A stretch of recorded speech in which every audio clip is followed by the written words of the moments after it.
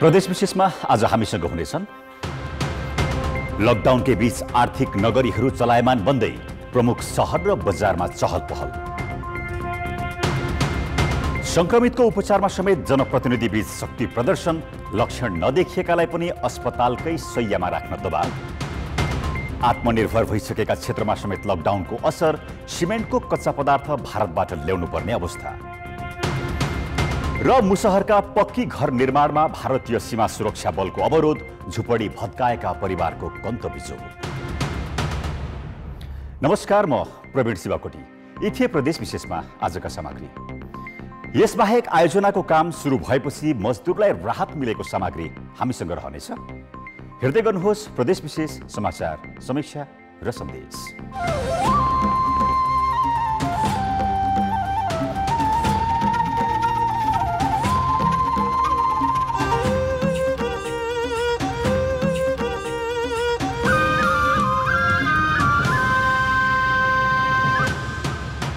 प्रदेश विशेष presented by Asian paints. Corona भाइरसको संक्रमण दिनदिनै बढ्दै गएको छ भने सरकारले गरेको लकडाउन पनि कायमै छ। तर गरिब र विपन्न वर्ग रोगले भन्दा भोकले मर्ने अवस्था आएकाले सबैलाई उत्तिकै पिरलेको छ। त्यसैले होला लामो समयको लकडाउनले उकुस मुकुस बनेको जनजीवन र ठप्प भएको आर्थिक क्षेत्र अहिले बिस्तारै चलायमान हुन थालेको छ। चैत्र 11 गतेदेखि सुनसान बनेको बारा र पर्साका बजारमा यति बेला हल्का चहल पहल देखिन थालेको छ। बजारमा केही पसल खुल्ला देखिन्छन्। पसलमा सामान किन्ने ग्राहकको चहल पहल बढ्दै गएको छ। लकडाउनका कारण रोजगारी गुमाएका मजदुर रोजगारीको खोजीमा यति बेला फाटफुट्ट बजारमा निस्किन थालेका छन्। बैंक र वित्तीय संस्थाहरू खुलेपछि आर्थिक कारोबार गर्नेहरू वीरगञ्जका बैंक अगाडि लाइन लागेका देखिन्छन्। स्थानीय प्रशासनले जेठ 21 गतेदेखि बाराको कलैया र 23 गतेदेखि पर्साको वीरगञ्ज बजार आंशिक रूपमा आलो पालो मिलाएर खोल्ने निर्णय गरेपछि यहाँको आर्थिक क्षेत्र बिस्तारै चलायमान भएको हो। महिनौदेखि बन्द बजार आंशिक रूपमा खुल्दा पनि आफूहरूले निकै राहत महसुस गरेको व्यवसायीको भनाइ छ। यो खोलिदिएपछि के छ कि सबैले अलि सजिलो हुन्छ। एक दिन बीच गरेर जुन खोल्न दिनु भएछ त्यसले के छ, अलि अब पसलमा व्यापार त छैन, अब अलि साफ सफाई यो गर्ने मिलिरहेछ। लकडाउनका बीच प्रदेश 5 को मुकाम बुटवल र आसपासका बजार पनि बिस्तारै खुल्दै गएका छन्। मुख्य बजारमा रहेका गल्ला, किनारा, फ्यान्सी, इलेक्ट्रिक लगायतका सबैजसो पसल खुलेका छन्। सार्वजनिक सवारी नचले पनि निजी साना ठुला सवारी अटो रिक्सा निर्वाध रूपमा चलेका छन्। बुटवल उपमहानगरले दिन तोकेर बजार खोल्ने सूचना जारी गरे पनि सरकारले कर तिर्न ताकेता गरे लगतै बजार र पसल खुलेका हुन्। उता झण्डै 2.5 महिनादेखिको लकडाउनका कारण सुनसान बनेको पोखराको बजारमा पनि आइतबारदेखि बिस्तारै चहल पहल बढेको छ। बजारमा सवारीका साधन गुडेका छन् भने केही पसल पनि खुलेका छन्। विशेष गरी महेन्द्रपुल, न्यू रोड, चिप्लेढुङ्गा, बगर, सिर्जना चोक लगायतका स्थानका पसल खुलेका छन्। हाम्रा ग्राहकहरूले पनि हामीलाई चाहिँ यत्रो समय भयो, हाम्रो आवश्यकता पनि परिपूर्ति गर्न पर्यो भनेर उहाँहरूको पनि मागलाई मध्यनजर गर्दै र हामी पनि अब हामीलाई पनि एउटा चाहिँ घर चलाउन, परिवार चलाउन, अब हामीलाई पनि खाद्यान्नकै कुरा होला, हरेक कुराहरू यहाँ समस्यामाथि समस्या थुप्रिँदै गएको छ। उता सुदूरपश्चिमको कैलालीका बजार पनि आंशिक रूपमा खुलेपछि बजारमा चहल पहल बढ्न थालेको छ। सरकारले कोरोना भाइरसको संक्रमण नियन्त्रणका लागि प्रभावकारी काम गर्न नसकेको र उल्टै व्यवसायीलाई करको ताकेता गरेपछि कैलालीका व्यवसायी विरोधमा उत्रिएका थिए। उद्योग वाणिज्य संघको पहलमा स्थानीय प्रशासनले बजार खोल्न सहजीकरण गरेपछि कैलालीको बजार बिहान 11 बजेसम्म खुल्न थालेको हो। बिहानसम्म बजार खोल्ने भनिए पनि अहिले दिउँसो पनि बजारमा चहल पहल बढ्न थालेको छ। कोरोना भाइरसको महामारी र लकडाउनका कारण बन्द रहेको विराटनगर बजार पनि खुल्न थालेको छ। बजार खुलेपछि बजारमा सर्वसाधारणको भिड बढ्न थालेको हो। बिहान 6 बजेदेखि 12 बजेसम्म मात्र बजार खुल्दा भिडभाड भने निकै बढेको देखिन्छ। कपडा, किराना, हार्डवेयर लगायतका पसल छुट्टै समयमा खोल्दा बजारको भिड नियन्त्रण हुने स्थानीयको सुझाव छ। यता सहज भएको छ हामीलाई सामान किन्न, सपिङ गर्न सबैलाई, तर यो अब शारीरिक चाहिँ हामीलाई अलिकति यो खतरै भएको छ। कोरोना भाइरसको संक्रमणका बीच सरकारले लकडाउन थप्दै गएको छ। तर लकडाउनका बीच आम नागरिकको दैनिकी कसरी चलेको छ त्यसतर्फ भने सरकारको खासै ध्यान पुग्न सकेको छैन। त्यसमाथि भाइरस संक्रमणको रोकथाम र नियन्त्रणमा भइरहेका सरकारी प्रयास पनि प्रभावकारी देखिएको छैन। यसबीच केही जिल्लामा जिल्ला विपद व्यवस्थापन केन्द्रको निर्णयले र केही जिल्लामा स्वयंस्फूर्त तरिकाले बजार खुल्न थालेको हो। कान्तिपुर समाचारका लागि विराटनगर सहकर्मी सुशीला पाठक, बुटवल सहकर्मी अमृता अनमोल, पोखरा सहकर्मी इन्द्र पौडेल, कैलाली सहकर्मी महेन्द्र बहादुर बम र 12 सहकर्मी रमेश ठाकुरसँगै क्यामेरामा पङ्कज श्रेष्ठका साथ उपेन्द्र ठाकुर, वीरगञ्ज, पर्सा। मजदुरीका लागि भारत गएका मानिस नेपाल फर्किएपछि कर्णाली प्रदेशमा संक्रमितको संख्या थपिँदै गएको छ। स्वास्थ्य परीक्षण गरेर पीसीआर रिपोर्ट पोजिटिभ देखिएकालाई सुविधा सम्पन्न अस्पतालमा राख्न जनप्रतिनिधिले हानथाप मात्रै होइन, दबाब समेत दिन थालेका छन्। भारतबाट आएर क्वारेन्टिनमा बसेका दैलेखको 820 नगरपालिकाका एक युवामा गएको जेठ 5 गते कर्णाली प्रदेशमा पहिलो कोरोना भाइरसको संक्रमण पुष्टि भयो। क्वारेन्टिनबाट उद्धार गरेर उनलाई दैलेखकै एक विद्यालयमा आइसोलेसन कक्ष स्थापना गरी 1 जना चिकित्सक र 2 जना नर्सको निगरानीमा राखिए। तर 820 नगरपालिकाकी उपप्रमुख दीपा बोहराले विज्ञप्ति नै निकालेर संक्रमितको स्वास्थ्यमाथि खेलवाड गरेको भन्दै प्रदेश अस्पतालमा राख्न प्रदेश सरकारलाई दबाब दिइन्। अन्ततः प्रदेश सरकारले संक्रमितलाई प्रदेश अस्पतालमा ल्याउन बाध्य भयो। यस्तै सल्यानको वनगाड कुपेण्डे नगरपालिकाका प्रमुखले पनि गाडी नै रिजर्भ गरेर 13 जनालाई प्रदेश अस्पतालमा पठाए। यसरी पछिल्लो समय आफ्ना निर्वाचन क्षेत्रका मतदातालाई सुविधा सम्पन्न अस्पतालमा राख्न मन्त्रीदेखि जनप्रतिनिधि समेतले दबाब दिँदै आएका छन्। राजनीतिक व्यक्तिबाटै दबाब दिन थालिएपछि काम गर्न असहज भएको चिकित्सकको भनाइ छ। बुझी नबुझी त्यो पनि भइरहेको छ। जस्तो अस्ति मात्रै हाम्रो यतातिर कुपिण्डी यताबाट हाम्रो 13 जना बिरामी बिना इन्फर्मेसन हामीलाई त्यहाँको चाहिँ मेयर साहबले पठाइदिनु भयो हैन। अब त्यसरी चाहिँ नि हामीसँग कन्ट्याक्टै नभएर, हामीसँग कन्भर्सेसनै नभएर एउटा राजनीतिक कर्मीले त्यसरी डिसिजन लिनु चाहिँ त्यो चाहिँ राम्रो कुरा होइन। हुन त उहाँले मन्त्रीज्यूसँग कुरा भइसकेको छ भन्नुभयो, सायद त्यो हाम्रो प्रकाश ज्वाला मन्त्रीज्यूसँग कुरा भएको थियो होला, पछि मेरो कुरा पनि भयो।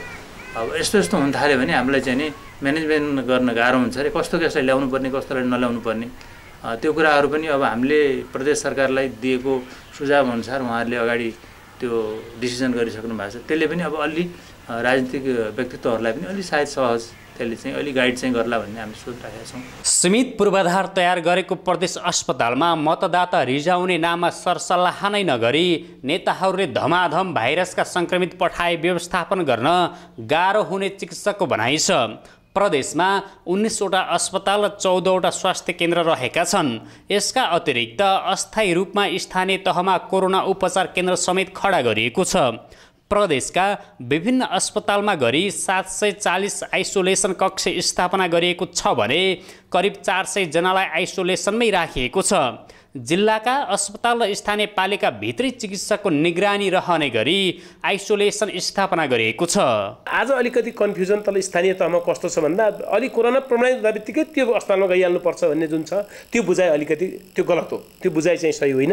हामीले अब व्यवहारिक रूपमा चाहिँ सुरुमा चाहिँ अलिकति खाली हुँदाखेरि ल्याउने भन्ने कुरा एउटा भयो। तर अबदेखि हामीले त स्थानीय ढङ्गले चलाएको अस्पताल जहाँ छ त्यहीँ राख्छौँ। क्रिटिकल केयर चाहिने जो बिरामीहरू हुन्छ, जहाँ आइसियू नै आवश्यकता पर्न थाल्यो, जहाँ भेन्टिलेटरै आवश्यकता पर्न थाल्यो, त्यस्ता बिरामी मात्र हामीले प्रदेशको अस्पताल ल्याउँछौँ। कर्णाली स्वास्थ्य विज्ञान प्रतिष्ठानमा लैजान्छौँ र त्यो चौरजारीको चाहिँ कम्युनिटी हस्पिटलमा लैजान्छौँ। नेतृत्व तहबाटै आवश्यक व्यवस्थापनका लागि सहजीकरण गर्नुपर्ने सङ्कटको बेलामा अनावश्यक दबाव र प्रभावमा पार्न थाले अर्को समस्या निम्तिन सक्छ।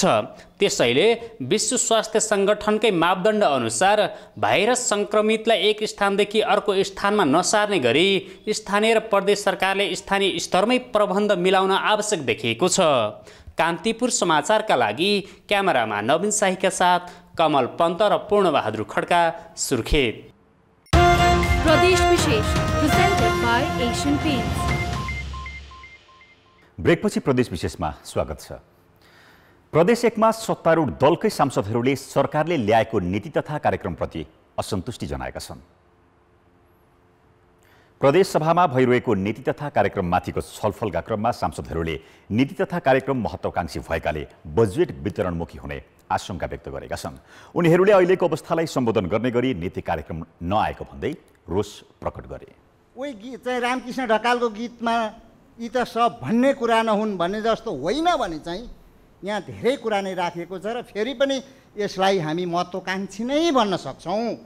यो कुरा म यहाँहरूको बिचमा राख्न चाहन्छु। यस्तो भयो भने बजेट वितरणमुखी हुनेछ, थुप्रै कार्यक्रम हामीले लन्च गर्न सक्दैनौँ र एक हिसाबले भने हाम्रो यो प्रस्तुति चाहिँ जिम्मेवारपूर्ण हुने छैन। नीति तथा कार्यक्रम चुनावी घोषणापत्र जस्तै प्रदेश सरकारले विगत वर्ष जस्तै यो वर्ष पनि पुरानो शैलीमा नीति कार्यक्रम ल्याएको छ। ज्यालाजरी गरेर जीविकोपार्जन गर्नेहरूको हालत के छ? विपक्षी दलका सांसदहरूले पनि नीति कार्यक्रम समय सापेक्ष नभएको भन्दै आलोचना गरिरहेका छन्। प्रदेश एक सरकारले शुक्रबार आगामी वर्षको नीति तथा कार्यक्रम सार्वजनिक गरेको थियो, जसमा हिजोदेखि छलफल चलिरहेको छ। नेपाल क्लिङ्कर उद्योगमा आत्मनिर्भर थियो, तर लकडाउन अवधिभर खानीबाट कच्चा पदार्थ उत्खनन गर्न नपाएपछि अबको 6 महिना भारतमा भर पर्नुपर्नेछ। भारतबाट निर्वात मालवाहक गाडी भित्री रहँदा पहाडका खानी सञ्चालन गर्न भने अनुमति दिएको छैन, जसले गर्दा विदेश निर्यातको तयारीमा रहेको क्लिङ्कर अब विदेशबाट आयात गर्नुपर्ने अवस्था आएको छ। नवलपरासी, कपिलवस्तु र रूपन्देहीमा 20 वटा सिमेन्ट उद्योग छन्। त्यसमा 4 वटा उद्योगले क्लिङ्कर उत्पादन गर्छन्। अर्घाँची सिमेन्ट, पाल्पा सिमेन्ट, सर्वोत्तम र हाङ्सी सिमेन्टले दैनिक 15,000 टन क्लिङ्कर उत्पादन गर्दै आएका थिए। तर ती उद्योगले अहिले खानीबाट चुनढुङ्गा उत्खनन गर्नै पाएनन्। भारतबाट निर्वात मालवाहक गाडी भित्री रहँदा उद्योगले पहाडमा रहेका खानी सञ्चालन गर्न किन पाएनन् त? हरेक प्रकारको पहल गर्दै पनि हामीले केही मात्रामा 10 देखि 15-20% मात्रामा उत्पादन त गर्न सक्यौँ, तर त्यसको ढुवानी गर्न सकेनौँ। र यो यस्तो पदार्थ हो कि जसको उत्पादन र ढुवानीसँगै गर्नुपर्ने हुन्छ। तसर्थ हामी असमर्थ भयौँ। लगभग आधी यो वर्षको हाम्रो खपतको आधी पनि चुनढुङ्गा हामीले खानीबाट उत्पादन र ढुवानी गर्न सकेका छैनौँ। 3 जिल्लामा रहेका 20 वटा उद्योगले मात्र होइन, अब नेपालमा रहेका सबै सिमेन्ट उद्योगले भारतबाट कच्चा पदार्थ ल्याउनु पर्नेछ। नेपालमा 8,000 प्रति टन मूल्य पर्ने क्लिङ्कर अहिले उद्योगीले 11,000 तिरेर भारतबाट आयात गर्नु परेको छ। यसबाट सिमेन्टको मूल्य बढ्ने सङ्केत देखिएको छ। लगभग 1 लाख टन यो सोनौली नाकाको लागि यो भैरवा लुम्बिनी कोरिडोरमा 1 लाख टनको बुकिङ भारतबाट भइसकेछ, जसमा 1 लाख टनको मतलब भयो लगभग प्रत्येक टनको हिसाबले यदि कुरा गर्दाखेरि हामीले इन्डियामा भारतमा जुन पैसा पठाउनु पर्नेछ त्यो 4500 रुपियाँ लगभग पठाउनु पर्नेछ। भारतबाट आयात सहज बनाउन पहल गर्ने सङ्घ संस्थाले स्वदेशी कच्चा पदार्थ भण्डारण र सञ्चालन गराउनेतर्फ किन चासो नदिएका होलान्? उद्योगीहरूले आफै पनि त्यसको लागि प्रयास गर्नुभयो र हामी मार्फत पनि हामी कोअर्डिनेट गऱ्यौँ। यो चाहिँ राम्रो पक्ष होइन। नेपालकै एउटा चाहिँ खानी हुँदाहुँदै नेपालको चाहिँ भएका चाहिँ खानीबाट कच्चा पदार्थहरू ल्याएर क्रसिङ गरेर त्यसलाई चाहिँ बिक्री वितरण गर्नुपर्नेमा अहिले नेपालको मुद्रा भारतमा चाहिँ जुन पठाउने काम चाहिँ सरकारको एउटा नीतिका कारणले हुँदैछ। सरकारले खानीजन्य उद्योग सञ्चालन गर्न दिने निर्णय गरे पनि स्थानीय सरकार र प्रशासनले अनुमति दिएनन्। वर्षायाम सुरु भएकाले अब खानी कार्तिकसम्म बन्द हुनेछ। पुनः खानी सञ्चालनमा नआउँदासम्म भारतबाटै क्लिङ्कर ल्याउनुको विकल्प छैन। कच्चा पदार्थमै चर्को मूल्य परेपछि भारतीय सिमेन्टभन्दा नेपाली सिमेन्टको मूल्य बढी पर्ने देखिएको छ, जसले गर्दा भारतीय क्लिङ्कर मात्र होइन सिमेन्टको आयात बन्नेछ। आफ्नै अदूरदर्शी निर्णयका कारण क्लिङ्करमा भएको आत्मनिर्भर गुमाउँदै पुनः परनिर्भर हुनुपर्ने अवस्था आएको छ। कान्तिपुर समाचारका लागि भुवन पाण्डे, भैरवा, रूपन्देही। वर्षौंदेखि झुपडीमा जीवन बिताउँदै आएका मुसहर समुदायका लागि जनता आवास कार्यक्रम अन्तर्गत 2 कोठे पक्की घर बनाउने प्रदेश 2 सरकारको योजना भए पनि भारतीय सीमा सुरक्षा बल एसएसबीले अवरोध गरेपछि निर्माण कार्य स्थगित भएको छ। मुसहर समुदायले नयाँ घर पाउने आशमा भएका पुराना झुपडी भत्काएपछि वर्षाको समयमा कहाँ बस्ने भन्ने समस्या भएको छ। महोत्तरी जिल्लाको नेपाल भारत 10 गजा क्षेत्रमा वर्षौंदेखि बसोबास गर्दै आएका मुसहर समुदायका लागि प्रदेश 2 सरकारले जनता आवास कार्यक्रम अन्तर्गत सुरु गरेको घर निर्माण कार्यमा भारतीय सीमा सुरक्षा बल एसएसबीले रोक लगाएको छ। 10 गजा भन्दा 30 देखि 40 फिट भित्र नेपालकै भूमिलाई नो कन्स्ट्रक्सन जोन भन्दै एसएसबीले अवरोध गरेपछि 30 घर परिवारका 150 भन्दा बढी मुसहर समुदायका सदस्य वर्षातको समयमा खुल्ला आकाशमा रात काट्न बाध्य छन्। पर बाबा हम सब बसोबास कर रहल छियै और बॉर्डर के सीमा के 10 गजा के भीतर में हम घर बना रहल छियै। एक रेल और नेपाल और इंडिया के दोनों आदमी आकर करके यहाँ से रुकू, अभी ज़मीन के घर अभी न बनाओ 10 गजा के भीतर। हम सब तो बनावे के चालू कैली, लेकिन भारत सरकार आके यहाँ मतलब घर रोक दिलकन। रोकला के बाद हमरा सबके मतलब झोपड़ी में बहुत तकलीफ है, बहुत दिक्कत है। चूल्हा चौका ये सब खाने पीना बनैली ओहिमे बर्तन उर्तन धोई के लेल तो ऊपर से पानी पड़ी है तो ओहिमे बाल बच्चा के राखे में बहुत समस्या हो रहा है। संघीय सरकारको अनुदानमा प्रदेश 2 सरकारले 35वटा 2 कोठे पक्की घर बनाउनका लागि 1,17,60,000 रुपियाँ छुट्याएको छ। करिब 200 वर्षदेखि बसोबास गर्दै आएका सो जग्गामा मुसर समुदायकै स्वामित्व रहेको भन्दै स्थानीय तहले सिफारिस गरेपछि निर्माण कार्य सुरु गरिएको थियो। 20 दिन अघि भएको पुरानो फुसको झुपडी भत्काएर पक्की घर बनाउन शिलान्यास गरिएपछि 3वटा घरको डीपीसी सम्मको निर्माण भइसकेको छ। इन्डियन सरकारबाट भनौँ न एसएसबी ल्याएर यहाँ बनाउन मिल्दैन, यो काम अहिले बन्द गर्नुहोस्, छलफल गरौँ, त्यसपछि काम मात्रै सुचारू गर्नु होला भनेर उहाँहरूबाट भनाइयो। त्यसपछि हामी अहिले त्यो काम बन्द गरेछौँ हैन। अब छलफल भइरहेछ, अब हेरौँ के निष्कर्षमा आउँछ। त्यसपछि फेरि अब उहाँहरूको सहमति भएर प्रक्रिया अगाडि बढ्ने जस्तो भयो भने त्यो हामी बढाउँछौँ। सीमा विवादलाई सुल्झाउन दुवै देशमा नेपाल भारत सीमा सर्वेक्षण टोली समेत गठन भएको छ। निर्माण कार्य रोकिएपछि नेपाली टोली महोत्तरी पुगे पनि भारतीय टोली आएको छैन। नेपाल भारतका दुवै पक्षलाई बोलाएर मापदण्ड पूरा गरेर निर्माण कार्य अघि बढाउन जिल्ला प्रशासन कार्यालय महोत्तरी प्रयासरत छ। हाम्रो सुरक्षा समितिमा हाम्रो सुरक्षा निकायका साथीहरूसँग सल्लाह गरेर के भएको वास्तविकता बुझेर त्यसको उचित समाधान के हो त्यो कुरा हामी छलफल गर्छौँ र त्यसका समाधानका तर्फ हामी अगाडि बढ्छौँ। पिलरको बीच भागबाट 30 फिट नेपालमा र 30 फिट भारतमा गरी 10 गजा क्षेत्रको 60 फिट जग्गामा कुनै पनि भौतिक पूर्वाधार निर्माण गर्न पाइँदैन। त्यही आधार मानेर भारत र नेपालको सीमावर्ती क्षेत्र मधवामा मुसर समुदायका सदस्य 5 पुस्तादेखि बस्दै आएका छन्। कान्तिपुर समाचारका लागि अमरकान्त ठाकुर, मधवा, महोत्तरी। प्रदेश विशेष प्रेजेन्टेड बाय एशियन पेन्ट्स। ब्रेकपछि प्रदेश विशेषमा पुनः स्वागत छ। उदयपुरमा 2 साता यता विकास निर्माणको काम आंशिक रूपमा सञ्चालन हुन थालेपछि लकडाउनका कारण सबैभन्दा बढी समस्यामा परेका मजदुर वर्गलाई केही राहत मिलेको छ। दैनिक ज्याला मजदुरी गर्नेहरूले काम पाउन थालेपछि स्थानीय तहले राहत वितरण गर्न बन्द गरेका छन्। लकडाउन भएपछि उदयपुरको त्रियुगा नगरपालिकाले मात्रै झन्डै 1,90,00,000 बराबरको राहत सामग्री वितरण गरेको छ। स्थानीय केही व्यक्तिले समेत मजदुरलाई लाखौं रुपियाँको राहत वितरण गरे। राहत नपाएको गुनासो गर्दै दैनिक जसो नगरपालिका घेराउ गर्ने मजदुरले केही दिन यता भने राहत माग्न छाडेका छन्। विकास निर्माणका काम सुरु हुन थालेपछि मजदुरले राहत माग्न छाडेका हुन्। अलिअलि डन्डी सन्डी सिमेन्टी आइरहेको छ, मजदुरहरू कमाएर खाइरहेछ।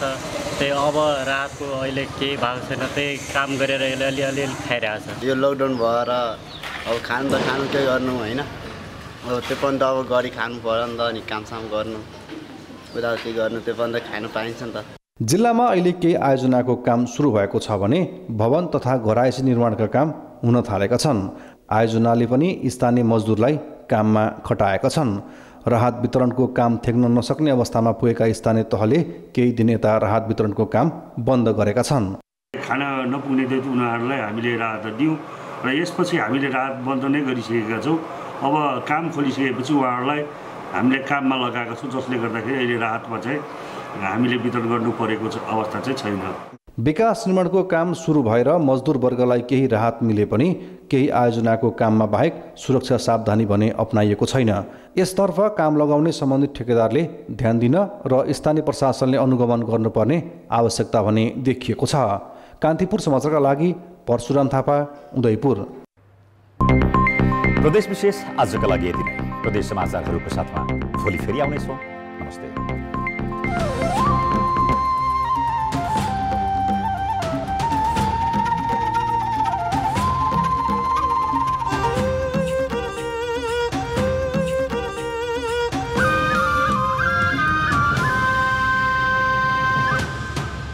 प्रदेश विशेष